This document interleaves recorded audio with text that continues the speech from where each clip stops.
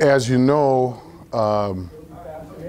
there was a little chaos on Saturday. I really feel that my staff handled things very well.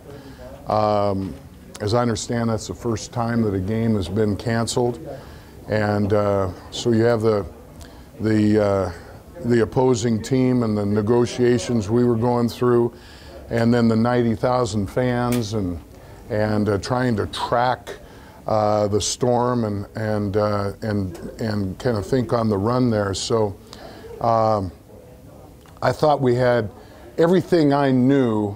I had Keith and our media people get in that press release. I just felt we needed to get something out to you at that time. But as we've dissected our protocol on situations like this, we're modifying it. From now on, I think it'd be best if I came upstairs and we have a little makeshift press conference, so you can get your questions answered. So if just to make this clear, I've always prided myself in being accessible to the media. I think I've proven that in the 10 months I've been here, and so I wasn't hiding under the bed. However, I am afraid of lightning.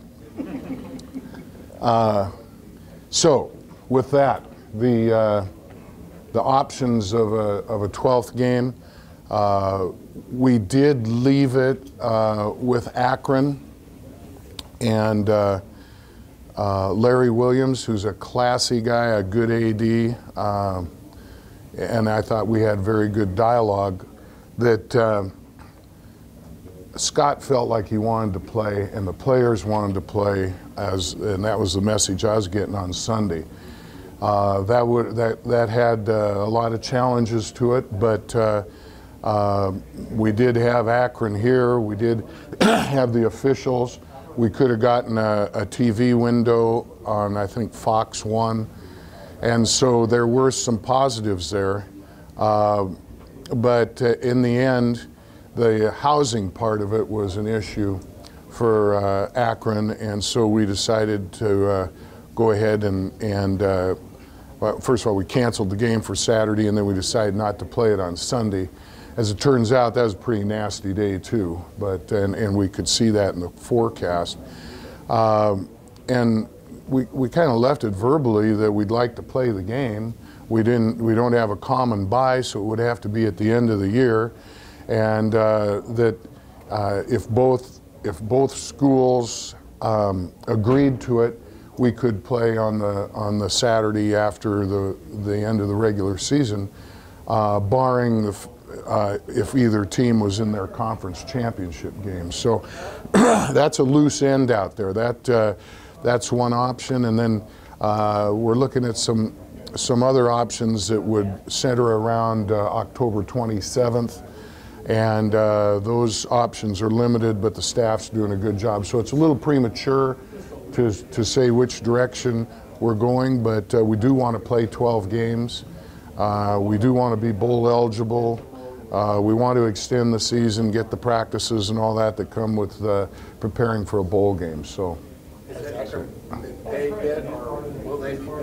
Well, a contract doesn't call for them to be paid until I think March, so there hasn't been any checks written, and we discussed that just briefly, and I think that in the end of the day that for sure those expenses are going to be covered, and we just got to kind of see if that's the team we're going to be playing and so forth. So. Both teams need the game. Will they definitely come back to the end of the season? Yeah, I got that feeling. Of course, nothing's in writing, but I think they want to play the game too, and the guarantee is important, as I understand, and that, to me, that would be the most solid option. And I might add that we just sent a message out to our fans to hold tight in regards to what I'm just talking about, and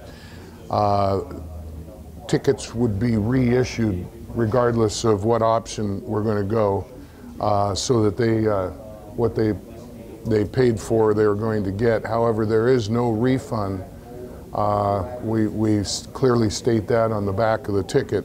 So what I want to do for our fans and for our football program and for the media, everybody else is make sure we get a 12th game. Are you finding any programs at least receptive to talking about October 27th? Is there some dialogue going? Just starting. So it's too early to throw some names out, but we've got some that are talking, and these are primarily, obviously, FCS schools.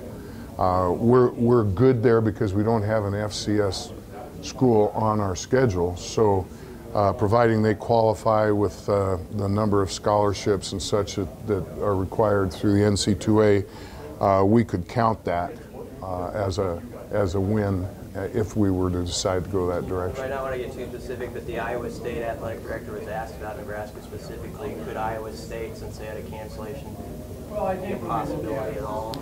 I haven't talked to Jamie. I haven't taken anything off the table yet. It's still, I mean, we're only a couple days past the inclement weather game as it is. So, would you consider a neutral site game like an Arrowhead scenario against the Chiefs?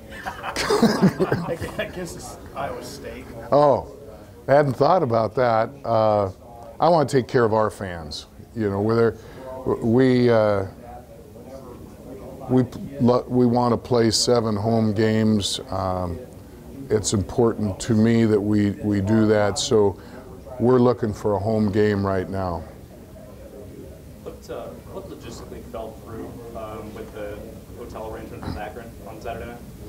Well, Larry thought in our conversations that he wouldn't have any trouble. They had stayed in Omaha, and he had mentioned we've got the charter, and I said, well, what about rooms? And at that point, he was confident. He said, oh, we can get rooms. And then after I went down and talked to Scott and my people and came back, he says, we can't find any. And that doesn't surprise me. And that, you guys have driven that stretch of road. Even on a nice day, it can be a little testy at times. So it would have been a short window of sleep and such. But we then, you know, we didn't have rooms either. You know, for the night before the game, which we like to do. So we secured dorm rooms. I think our football people did a real good job on that, and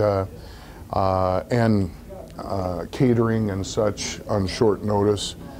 And but when we realized that Akron couldn't get any rooms, we offered them those dorm rooms and that catering. I believe it was the Marriott was going to have a pregame meal ready for them and all of that. And that would have necessitated our players going back to their dorms, apartments, homes, whatever, and sleeping in their own beds, which, you know, I think the character of our guys, that's okay, but it's not the norm in major college football. So we were trying to accommodate. They were trying to find ways to make it happen. It just didn't work. Did they not want to stay in the dorms?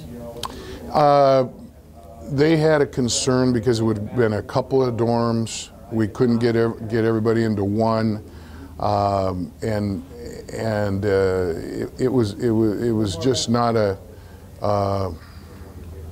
practical option for them, all things considered. Okay. How did the dorm rooms come out? Well, this is Lincoln, Nebraska. There aren't going to be any hotel rooms, especially with a night game. People can't get back to central and western Nebraska. So, and similar problems that turned out in Omaha. So they couldn't secure a block of rooms. But our operations people in football were aware that there was dorm space available. Now, the beds weren't made and maybe the heat wasn't on yet and all of that, but that's the accommodating piece of this university, we had that all set and could have had that done in short order.